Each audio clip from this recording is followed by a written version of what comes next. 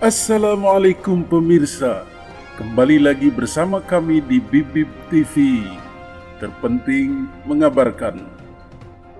Pemirsa, pernahkah Anda mendengar nama Habib Ali Kuitang? Habib Ali Kuitang adalah bernama asli Habib Ali bin Abdurrahman Al-Habsyi.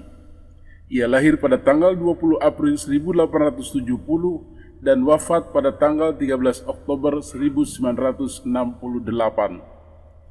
Ia merupakan salah seorang tokoh penyiar agama Islam masyhur di daerah Jakarta pada abad 20. Ia juga merupakan tokoh agama yang mendirikan pengajian tertua Majelis Taklim Kuitang. Majelis Taklim Kuitang inilah yang menjadi basis kegiatan dan tempat bermunculannya organisasi-organisasi keagamaan di Jakarta.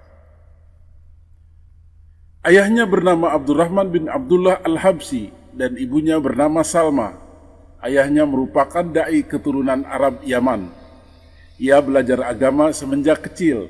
Ketika mencapai belasan tahun, ia berangkat ke Hadramaut Yaman untuk belajar agama, yaitu di Rubat Habib Abdurrahman bin Alwi Al-Idrus.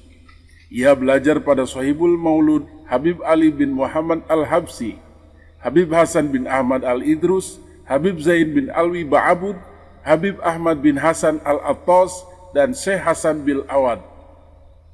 Ali bin Abdurrahman Al-Habsyi juga berkesempatan ke Al-Haramain dan meneguk ilmu daripada ulama di sana. Di antaranya gurunya di sana adalah Habib Muhammad bin Husain Al-Habsyi, Mufti Mekah, Sayyid Abu Bakar Al-Bakri, pengarang I'anatul Thalibin yang masyhur, Syekh Muhammad Said Basail, Syekh Umar Hamdan. Rupanya nama Habib Ali Kuitang yang selama ini dipublikasikan adalah dari satu sisi saja, yaitu sisi terangnya atau sisi positifnya.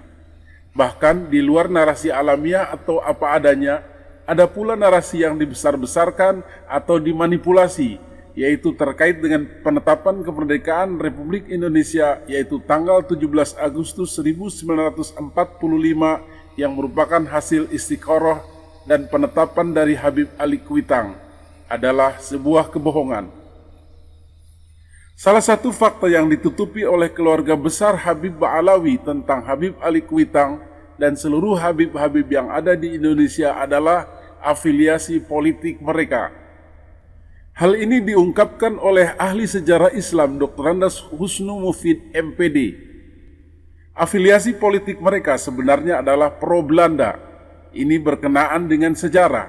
Sejak awal kedatangannya memang mereka didatangkan oleh Belanda untuk membantu mereka memperkokoh eksistensi Belanda di Indonesia dan mengendalikan orang-orang Islam di Indonesia dengan pengaruh dan keutamaan imigran Yaman yang dibrand sebagai keturunan Nabi Muhammad SAW, sehingga para penduduk dan rakyat Indonesia menjadi takzim dan menurut. Salah satu yang menjadi tokoh sentral adalah Habib Utsman bin Yahya. Dia adalah salah satu Habib yang ditunjuk sebagai penasehat dan mufti Belanda untuk mengendalikan dan memadamkan perjuangan-perjuangan umat Islam melawan Belanda. Salah satu yang paling terkenal adalah peristiwa Geger Cilegon, di mana Habib Utsman bin Yahya mengeluarkan fatwanya yang terkenal bahwa ulama-ulama dan para pemimpin tariqah di Banten adalah para pemberontak negara yang harus dibasmi, ditangkap, dan dipenjarakan. Sehingga dengan fatwanya tersebut, perlawanan ulama dan rakyat Banten berhasil dilumpuhkan dengan cepat. Pendirian para Habib Ba'alawi sebagai pendukung utama pemerintahan Belanda atau pro-Belanda di semua wilayah di Indonesia, di Jakarta, Pekalongan, dan daerah-daerah lain, dan terus berlanjut hingga di akhir masa kekuasaan Belanda. Termasuk diantaranya adalah Habib-Habib di Jakarta. Habib Ali Kuitang adalah termasuk Habib yang pro-Belanda, maka bisa dikatakan dia adalah antek Belanda. Apalagi Habib Ali Kuitang adalah merupakan menantu daripada Habib Utsman bin Yahya, sang mufti Batavia.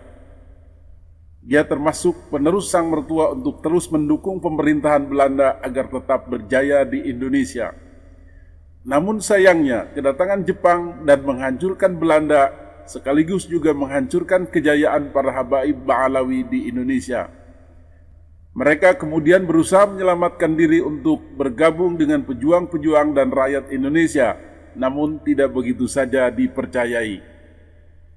Berikut adalah penuturan ahli sejarah Islam Dr. Andes Husnu Mufid MPD ketika meluruskan kebohongan Habib Bahar bin Smith tentang peran para habaib di Indonesia.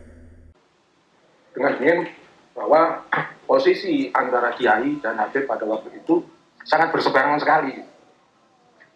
Jadi apa yang dikatakan Habib Bahar bin Smith itu tidak benar. Karena Habib pada waktu itu posisinya adalah pro Belanda. Kalau dia menyebut Habib Ali Quintang itu pro Belanda. Beliaunya itu adalah menantu dari Habib Usman bin Yahya.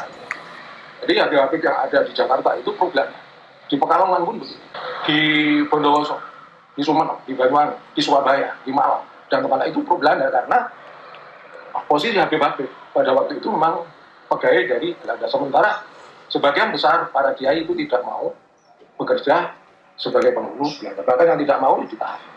Dan Kiai Nawawi itu pun tidak mau bekerja sama dengan Belanda, bahwa dia pergi ke Mekah untuk menunaikan ibadah haji. Sebelum beliaunya mau diculik, mau ditahan, tapi beliau sudah pergi ke sana. Ini menunjukkan bahwa tidak ada kaitannya antara pendirian NU, penggagas NU adalah ada kaitan dengan Habib. Tidak ada. Bahkan fakta sejarah dalam catatan-catatan sejarah yang ada, tidak ada nama Habib yang menjadi pengurus Nahdlatul Ulama pada tahun 1920. Itu tidak ada.